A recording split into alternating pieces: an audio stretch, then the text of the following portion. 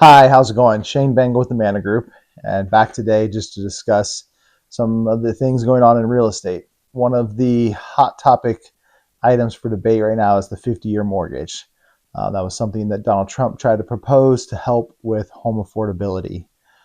I think the most important thing that I would stress is that we as a society need to start to address what is affordable housing and how we can accomplish that through different techniques and means and methods.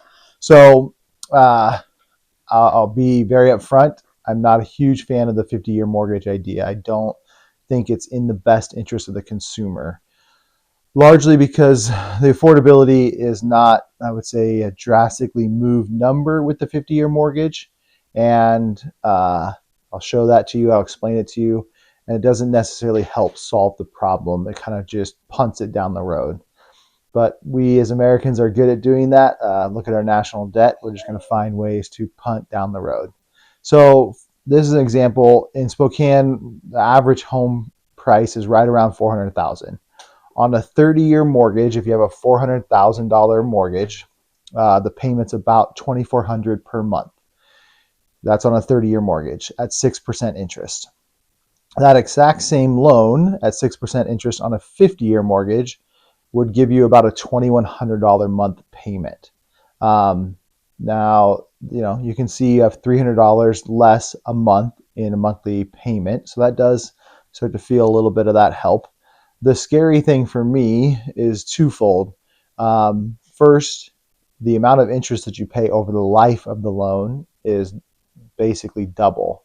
So on a 30-year fixed loan, the amount of interest paid back over those 30 years is $463,000 in interest paid back to the bank, roughly speaking. On a 50-year loan, the amount that you pay back is $863,000 in interest paid back to the bank. So you're paying a lot more in interest over that amount of time in hard money.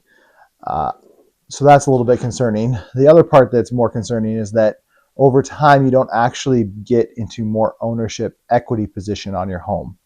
So at 5 years on the 30-year, you're going to owe still about $372,000 of that $400,000. You'll pay some of the principal down, right? It's about $28,000 you'll pay paid down that you have as nice equity in the property. On the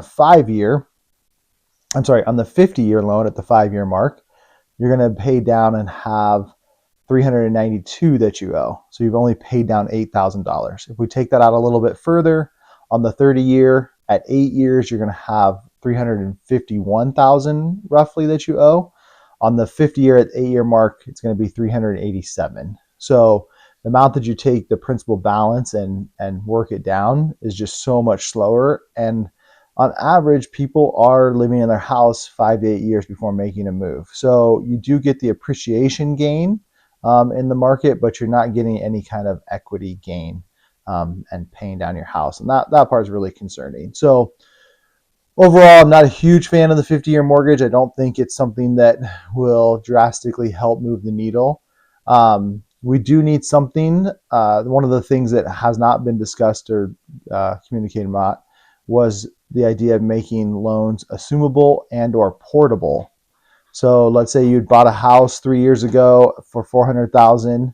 At the 3-year mark, we're just going to say roughly that you owe $380 still on the loan. Somebody could come and purchase your house and take the existing loan that you have on the property. So there are a lot of homes that were bought prior to 2023 that have very low interest rates. And I've helped people purchase homes and assume loans because that is something that's already in place for VA or FHA loans.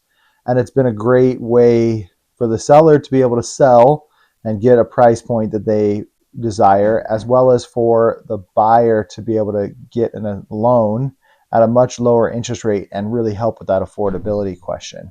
So assumable is really nice. One of the other things they talked about is portable loans.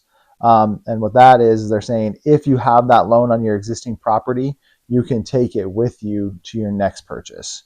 Now, both of these have some inherent difficulties. With the assumable, there can be a large difference in the amount owed and the sales price. So if, let's say you have a loan that is 350, but you're trying to sell the house for 550, how does somebody get a loan for that, that $200,000 difference? Or they'd have to have cash. That's difficult. And the same problem exists if your loan was, you could take it with you. Purchase, you have a home and you have a $400,000 balance at 3%, and you're going to go buy a $600,000 home. How do you have enough for that $200,000 difference? Do you get that in a second loan?